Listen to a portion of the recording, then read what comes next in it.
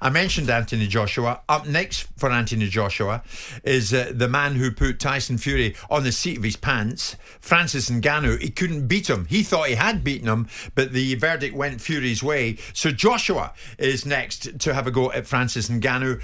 And close friend and associate of Anthony Joshua, Michael Jarman, joins us live in studio. I said in the introduction to you a short time ago, Michael, you're having a hell of a January because it's a busy month for you, because you're one of the top football agents in the country. On Anthony, when was this decided, and is AJ happy to take on Ngannou?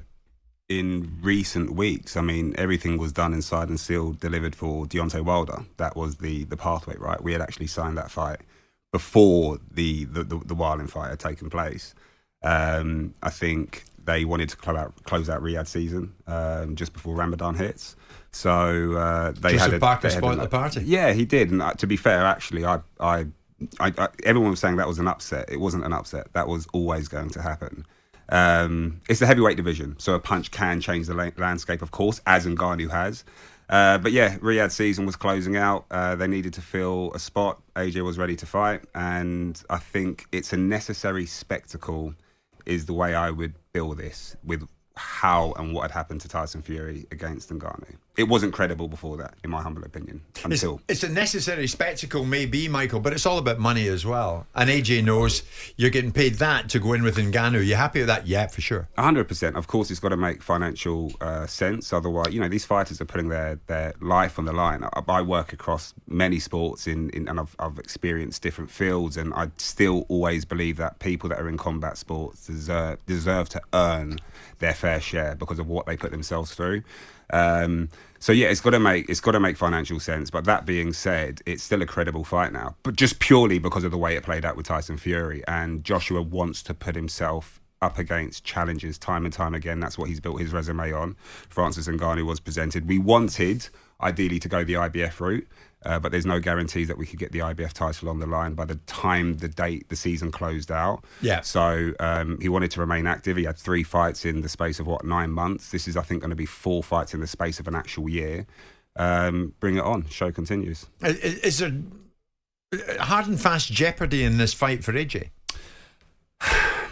The MMA community is very aroused at the moment because they seem to think that they can transition into boxing and do us something. I would argue that Mayweather and Mayweather put that conversation to bed. I agree. Tyson Fury has now left a question mark. People can say that it wasn't Fury's best performance. I've heard that he took that fight very seriously, and if you actually listen to his commentary since coming out of it, he's given nothing but respect to Ngannou. The only jeopardy comes from the place for me of these MMA guys can take punishment. They take elbows, they take head kicks, they take knees, you name it, they take it. You've seen the fights, right? They're literally bludgeoned and battered and blood pouring out of their heads. Yeah. So it's normal for them. But in terms of the ring, the craft and the art of boxing, the sweet science and the athleticism and the conditioning that boxers have, they shouldn't be able to lace our boots. So, I mean, Simon, I think you described like Ngannou Fury as something of a freak show. Yeah. Is this going to be the same? Is it going to be? I mean, I have the same disdain for the fight. I understand the genesis of it. I understand the reasons why. This is what Saudi want. So if Saudi is going to be the new financial capital of boxing, then this is what it looks like.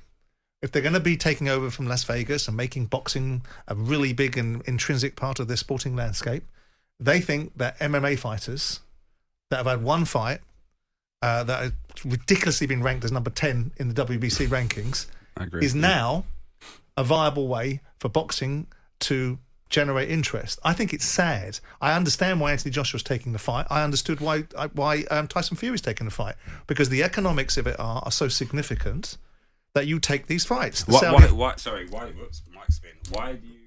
Is that still on? That's good. Why is it... That was a new one for you. Why do you understand why Tyson Fury took it? Because that to me made no sense at the time. As the WBC because of the champion. scale of the economics. I understand the financial part, but from a sporting merit...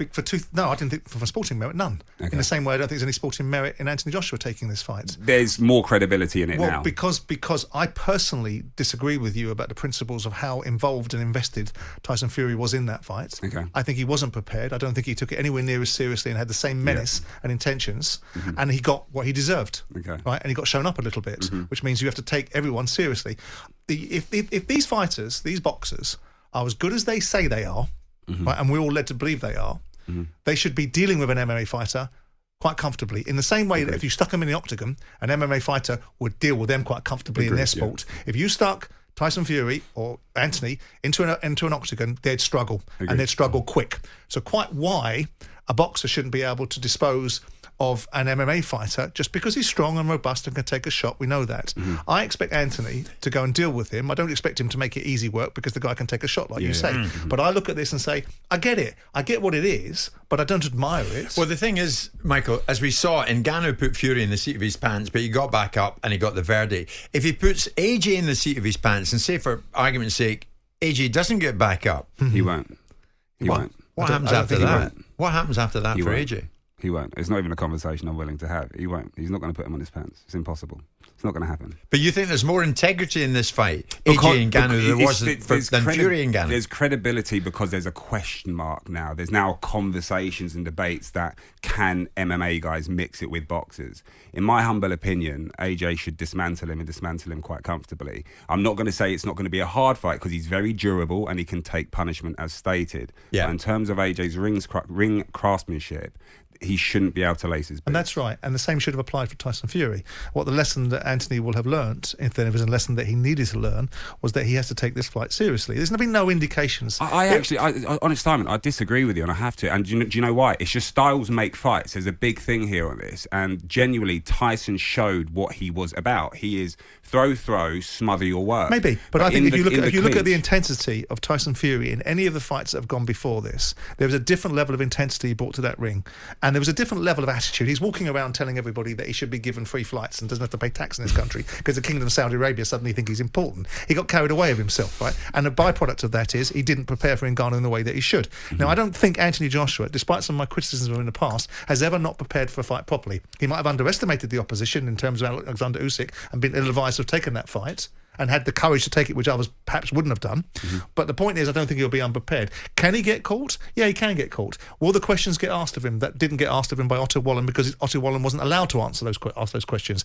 If Anthony Joshua gets a dig and gets him taken back into a PTSD space where Andy Ruiz put him on his pants, does Anthony have the ability to recover his poise? Because that's the question that wasn't answered in the Wallen fight, because it wasn't able to be answered because Wallen was neutralised. But you don't think we're going to be finding ourselves asking that very question Simon's asking about AJ in this bout with Ngannou? You don't think there's a moment of jeopardy that's coming his way? No, I think, listen, you've got to respect the fighter that's in you, but this is Anthony Joshua 2.0. As he's always said, the belts don't define me. I'm a learning champion. I'm learning on the job. We don't give him enough. But in the same breath, he says, I must be the 3 times heavyweight champion of the world. Yeah, correct. And because he believes that he can do it. That's because he believes he can do it, right? You've got to have the competitive edge. But beating Ngannou isn't a yardstick for that, is it? But that's only because the IBF. If the IBF belt was available it's now, because Saudis want it. No. Let me correct you on that. Saudis want it. They're going to pay for it. Let me correct you on that. The IBF title is not available to fight for right now. I get that, but he doesn't have to fight Ngannou,